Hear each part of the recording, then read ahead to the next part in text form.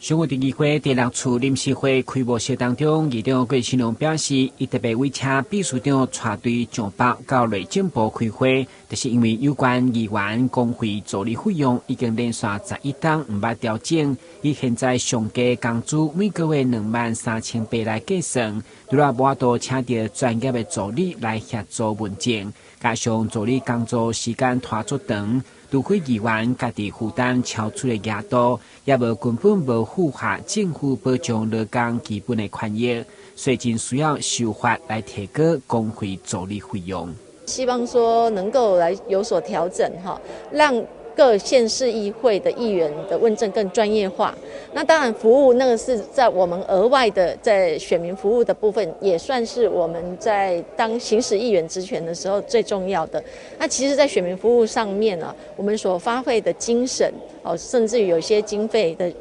运用，事实上我们现在的这样子的架构是没有办法去 cover。那所以，如果说可以能够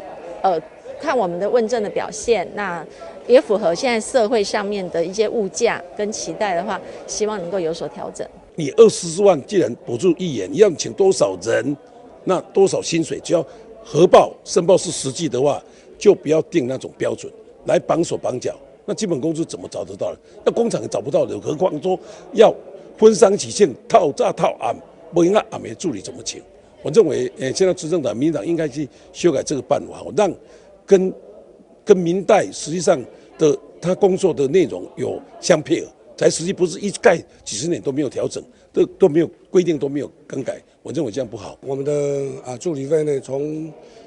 86年的基本劳资工资是15070元，调到明年正式要成为24000元的基本工资，那调升的幅度达到40%。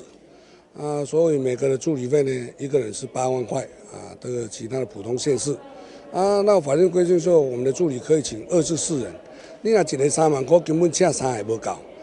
你变他请4个，他明显的法律上就有相冲突，而且现在的时空背景呢，真的很不符合使用。原则上呢，这个助理费就是要建议要提高。议员的职责除了反映民意、监督市政以外，工作重点就是制定地方自治条例加新预算。不过，一旦无专业的助理来协助，相信多数对着法案加预算现在所用是不够的。所以，如果补助无法度提升，助理嘛只是当担任议员的分身来糟蹋利益。今日新闻，阮是林根采访报道。